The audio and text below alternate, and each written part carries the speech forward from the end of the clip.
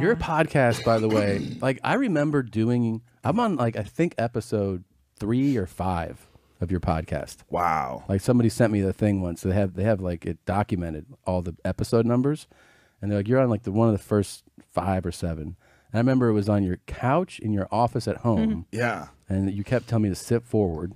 Yeah, the couch is weird. Yeah. Like, couch seems like it's a good idea, but it's a terrible idea. But I wanted to ask you, who gave, like, I remember you said that, like, you like the Opie and Anthony model of, like, just talking. Yeah. But how did anyone else have one where you're like, oh, people will listen to this? Like, were you thinking of someone else's podcast? Like, how did you know anybody would listen to one? I think Adam Carolla had a podcast. He had it back at the time. I think he did. But when he had it, it was like a radio show. Yeah. He did his like a radio show. Still does, right? Yeah, yeah. Well, that's actually his downfall now, I think. Really? Yeah, I think people they don't want to hear commercials every 15 minutes. Right. It's not necessary, you know? And I think I just liked how Opie and Anthony had just people come in with no structure, a bunch of comics, and just hang out and start talking. Did you ever imagine like that your podcast would be like where it's at now is crazy, man. It is really crazy. No, there's no way I could have imagined it. I wouldn't have believed it. It's so nuts. No, it's just bananas. Yeah, I just thought it was fun to do. I mean, and like people mention it to me all the like when I'm in an airport, they'll mention they're like, it still happens. They'll even mention the weight loss. Like I saw the weight loss podcast last week, and like, but that I mean, it's podcast everywhere. got one episode got more than 6 million, and the other one was like close to 7 million. That's so crazy. That's nuts. Downloads. That is nuts. And then there's YouTube. Like, views on top of it, yeah. Millions on YouTube. Yeah. How did you even know? How did you know? I mean, I remember we heard, oh, Joe's doing a podcast. Well, what is that? Like, how did you even hear about something Well, like I this? started doing it on Justin TV, which was like this online webcasting thing way back in the day.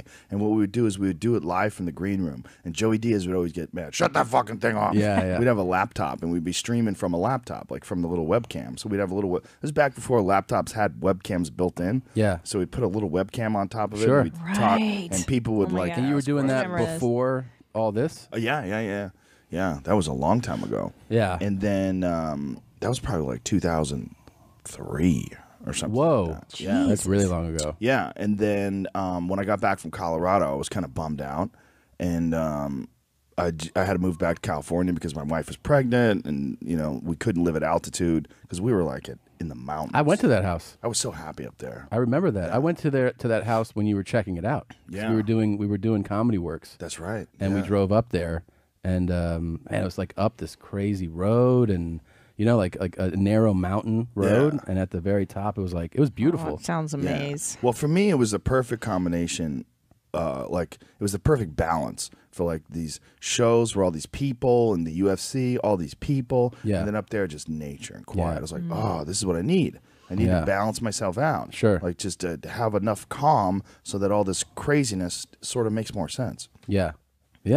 Now, so the show, the podcast, obviously, has gotten bigger and bigger.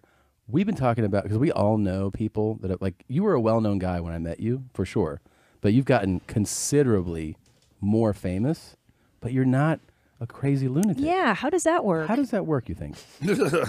I don't know. What do you mean? But I mean, like we all know people that like can't handle fame well. Well, I do a lot of really difficult shit outside of comedy. Yeah. I think that's part of it. Do you think part so? Of it, yeah. I think part of it is, first of all, I have zero obsession with fame. Like, if all my fame went away tomorrow, Yeah. I'd be totally fine with it. As long as I have health and as long as I can pursue my interests, I'm 100% fine with it. Yeah. I'm not really interested in fame. I'm interested in doing a good job. Yeah. Like, I know that when people come to see me that I have a massive responsibility, and I work hard on my stand-up, and I work hard on my writing, and if Yeah. I have a bad set, it will fuck me up for months. Yeah. And it'll make me like batten down the hatches and grind harder. Like, I don't take it lightly at all. Right. So that's part of it too, but it's also, I do a lot of different stuff. Like, I do yoga, I do jujitsu, I do archery, I do a lot of working out. I've been running recently. I do difficult shit, and in doing difficult shit, you get humbled. Like, you're always getting your ass kicked. Like, Yeah. when I run the mountains near my house. Yeah. it's so fucking hard, man. Like every time I do it, like I know like that there's people that can do it way better. I know there's people that are in way better shape, and I know that every time I do it, I get a little bit better, and so I just keep pushing at it. Yeah. So I just concentrate. Excuse me.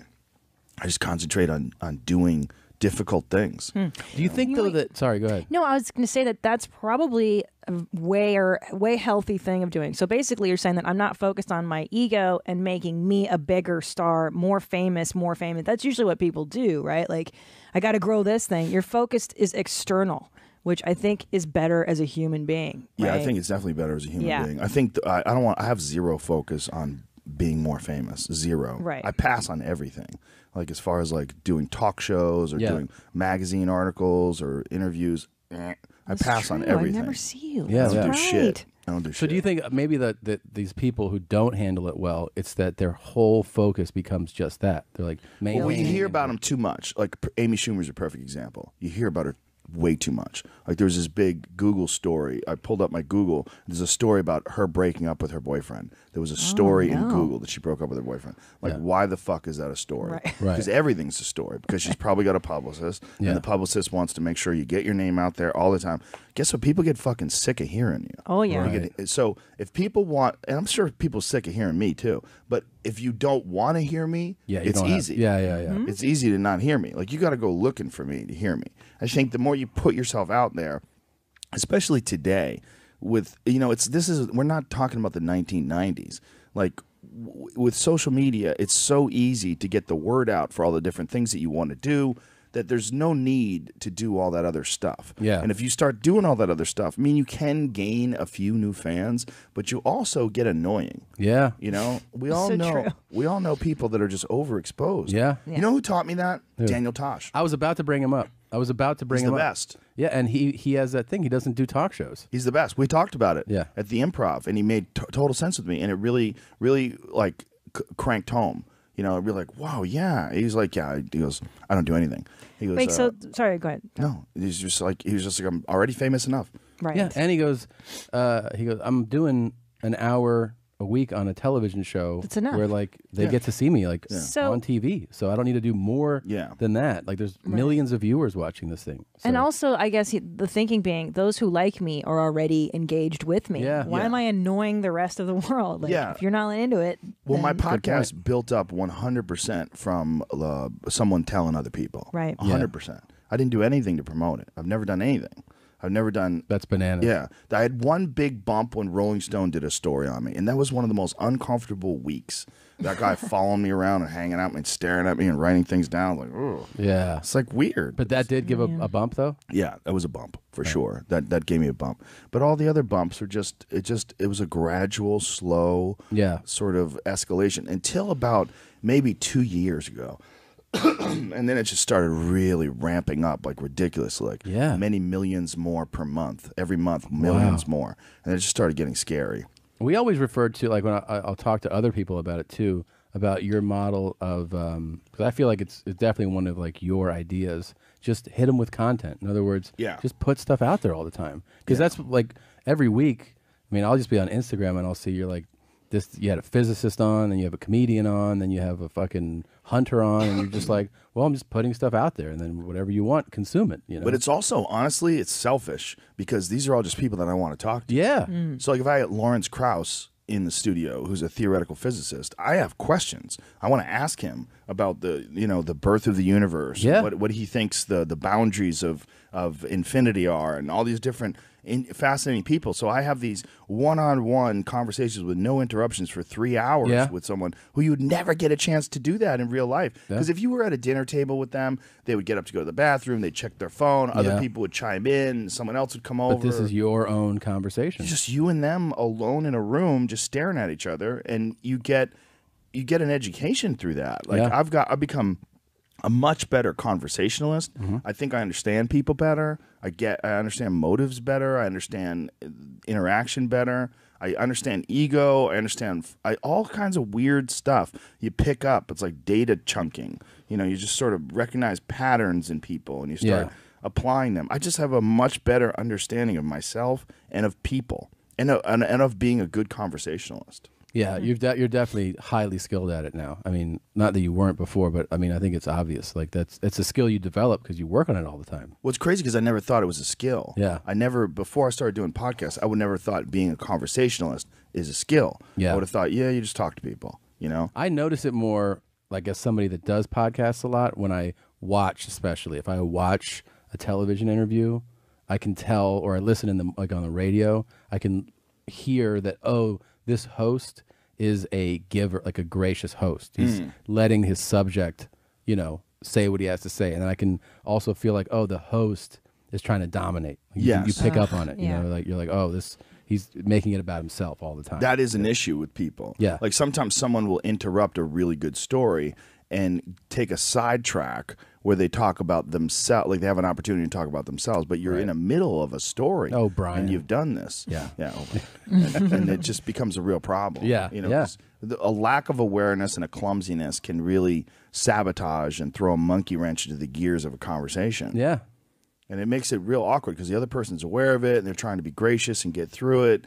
And then, when someone else is talking, when two people are having a conversation and someone else is just kind of like clunky, like it affects the way you're able to communicate. So like as a host of a podcast, when you're having a conversation with someone, part of the skill of it is like trying to figure out how to get that person the most comfortable and the most relaxed and then the most like asked the questions with enough economy of words to get them to express themselves the cleanest. Right. That's why I don't like participating in or listening to podcasts with too many mics. No. Yeah, I don't I've like done it. them. Yeah. They get It's the rough. worst. Yeah. They get rough. It's too much. Yeah.